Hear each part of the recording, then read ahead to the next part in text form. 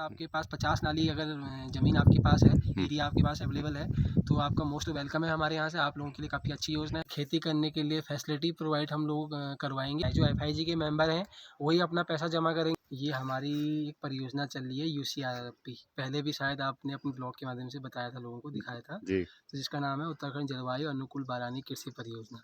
ठीक है, जलागम विभाग इसको यहाँ पे चला रहा है। हमारा ऑफिस यहीं मछखाली में है। तो ये जो बैठक रखी गई थी आज आपके गांव में जो कार्य होने हैं, जो आपके गांव की कार्य योजना बननी है, उसके लिए बैठक रखी गई थी कि क्या क्या आने वाले टाइम में आपके गांव पे कार्य होंगे। जैसा कि आप लोगों को पता भी होगा और जिन लोगों को नहीं पता है उन लोगों को बताना भी चाहूँगा कि जो जलागम है वो मोस्टली जो हमारे प्राकृतिक जल स्रोत होते हैं, जैसे नौले धारे हो गए, जो हमारे पानी के स्ट्रीम हैं, उनको लेके कार्य करता है। और बाकी हमारा जो ये भूमि संरक्षण को लेके कार्य करता है।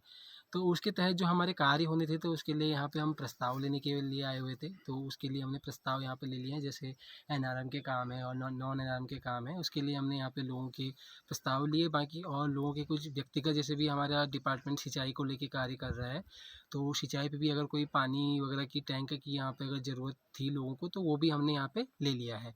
बाकी मोस्टली जो आज इस मीटिंग का जो उद्देश्य था वो यही था कि जो यहाँ पे जो कार्य योजना बननी है उसके लिए जो प्रस्ताव आने थे, उसी के लिए बैठक रखी गई थी। धन्यवाद। जी। अच्छा, एक क्वेश्चन और मैं करना जी जी चाहूँगा जी आपसे कि यहाँ पे महिलाओं का समूह भी बनाया गया है आपके जी माध्यम जी। से। वो महिलाओं का क्या, वो एक एफआईजी है। एफआईजी का मतलब ये होता है कि कृषक इच्छुक ग्रुप करके वो है, फार्मर इंटरेस्टेड ग्रुप। जो फार्मर इंटरेस्टेड हैं खेती करने में और अपनी रुचि रखते हैं, तो उनका एक ग्रुप हम प्रत्येक राजस्व ग्राम स्तर पे बना रहे हैं। वो किसी राजस्व ग्राम में 2 भी बन सकते हैं। अगर वहाँ पे 19 लोग से ज़्यादा एक ग्रुप में हमारे हो रहे हैं, तो हम दूसरा ग्रुप उन लोगों का बनाते हैं। कम से कम हमारे ग्रुप में 7 लोग हो सकते हैं और अधिकतम 19 लोग हो सकते हैं एक ग्रुप में। तो वो अपनी हम गाँव में कितने भी ग्रुप बना सकते हैं, जितने लोग उस समूह से हमारे जुड़ना चाह रहे हैं। वो एफआईजी होती है, उसमें जो इंटरेस्टेड कृषक होते हैं उन्हीं लोगों को हमने उसमें जोड़ना है। उसमें ये होगा कि कल की डेट में हम जो हमारे इंटरेस्टेड कृषक होंगे, अगर उनको खेती करने के लिए फैसिलिटी प्रोवाइड हम लोग करवाएंगे। अगर उन लोगों को किसी चीज़ की आवश्यकता होगी, अगर उनको बीज वगैरह चाहिए होंगे या किसी तरीके के उनको यंत्र चाहिए होंगे, तो कृषि यंत्र वो हम उनको प्रोवाइड करवाएंगे वहाँ पे। जी, तो अभी कुछ लोग उसमें नियुक्त कर दिए गए हैं क्या? हाँ, एक एफआईजी का गठन आपके यहाँ पे हो गया है, जिसमें आपके टोटल 11 लोग हैं। हुँ। जिसमें एक अभी आए हुए थे वो रवि मोहन जी, वो उसमें आपके अध्यक्ष हैं। और एक ही आपके गांव के वो उसमें कोषाध्यक्ष हैं। उन दोनों का उसमें खाता खोला जाएगा। वो खाते का संचालन उन 2 लोगों के ही माध्यम से होगा। उसमें वो प्रत्येक महीना अपना जो भी उसमें बचत राशि जमा करना चाहते हैं, वो सभी लोग उसमें अपनी बचत राशि जमा करेंगे। उसमें उससे हमारा कोई इन्वॉल्वेशन नहीं है बीच में, कि हमारे किसी तरीके से हमारे पास पासबुक रहेगी या पैसा हम उसमें से निकालेंगे या वो रहेगा। वो जो गाँव के जो एफआईजी के जो मेंबर हैं, पूरी तरीके से पूरा उन्हीं के पास उसका पूरा ब्यौरा रहना है, पूरी डिटेल उन्हीं के पास रहनी है। हमारे पास कहीं से कहीं तक नहीं रहना है। उसमें हमारे पास बस एफआईजी की डिटेल आनी है कि एफआईजी में कितने लोग हैं, कितने लोगों को बीज की आवश्यकता है, कितने लोगों को कृषि यंत्र चाहिए। वो सारी चीज़ें हमें जानकारी हमारे पास तो आनी ये है। जो अध्यक्ष और कोषाध्यक्ष जो बनाया है, ये जो पैसा कलेक्शन करेंगे सिर्फ ग्रामीण लोगों से ही करेंगे और ये स्वतंत्र हैं, ये खुद ही उसका हिसाब किताब देख रेख करेंगे? बाकी जो समूह में जितने भी लोग जुड़े हुए हैं, वो सारे ही लोग जवाबदेही हैं कि अगर जितने भी मेंबर हैं, मेंबर तो पैसों जो पैसा जमा होना है वो तो मेंबरों से ही होना है। जो एफआईजी के मेंबर हैं वही अपना पैसा जमा करेंगे। जो एफआईजी के अदर जो मेंबर हैं उनसे कोई पैसा लिया नहीं तो जाएगा। ये पैसा किस चीज़ के लिए जमा कराना है? वो पैसा तो अपनी एक समूह का एक बचत होना ज़रूरी होता है। किसी कोई भी समूह, हमारा कोई भी हम समूह बनाते हैं, जैसे आपने और जगह भी समूह देखे होंगे, कि जब तक समूह का खाता नहीं खुला होता है और जब तक समूह के पास अपनी कोई बचत नहीं होती है, तो समूह का कोई औचित्य नहीं रहता है। तो इस खाते में कोई सरकारी धन तो नहीं आएगा? नहीं, सरकारी धन नहीं आएगा इसमें अच्छा, कोई। ये सिर्फ गाँव का मतलब वही स्वतंत्र अपने ही खाता है बना कि है? अपने वो पैसा जमा करें। अगर उनको कभी किसी चीज़ की आवश्यकता के लिए अगर किसी को पैसा चाहिए था, वो अपना लोन लें उस समूह से। फिर बाकी जब वो टाइम पीरियड ले लें कि इतने टाइम में मैं जमा कर दूंगा, तो उस टाइम पीरियड पर वो जमा कर दें।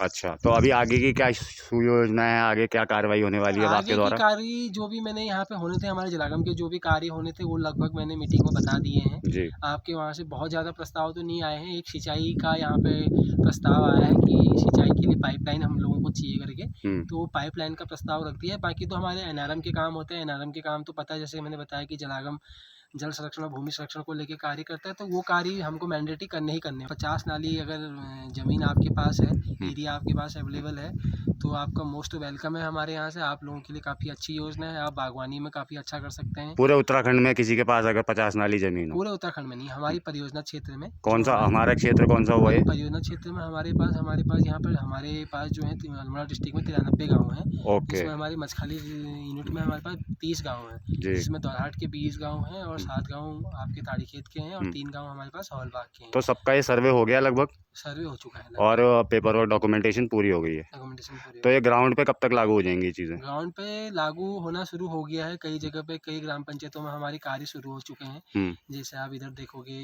हौलबाग ताड़ीखेत का हमारा एक गांव है मटीला, वहाँ पे हमारा काम शुरू हो चुका है। इधर हमारी मुझोली ग्राम पंचायत पड़ती है, मुझोली में हमारा कार्य शुरू हो चुका है। दिकोटी में भी हमारे कार्य अभी चल रहे हैं, अभी महत गाँव में हमारे काम चल रहे हैं। इधर नैनी ग्राम पंचायत पड़ती है, वहाँ हमारे काम चल रहे हैं। ये तो हमारे काम लगभग गाँव में 8 से 10 गाँव में शुरू हो चुके हैं। अच्छा, इसके बस मेरे को एक ये 3 पॉइंट मैं जानना चाहता हूँ, मेन 3 सबसे अच्छे बेनिफिट क्या होंगे हमारे उत्तराखंड को और ग्रामीण लोगों को? बेनिफिट हमारा ये होगा कि जो जलवायु परिवर्तन हमारा होता है, जो हमारे पूरा उत्तराखंड इसकी मार झेल रहा है, तो कहीं ना कहीं उसमें कमी आएगी। जलवायु हमारा जो मेन जो परियोजना का उद्देश्य यही है कि जो हमारे उत्तराखंड का जो जलवायु है उसके अनुकूल रहते हुए जो हमारी बारानी खेती है, बारानी खेती मतलब जहाँ पे हमारे पास कोई भी सिंचाई के साधन नहीं है, हम पूरी तरीके से वर्षा पर आधारित रहते हैं खेती करने के लिए।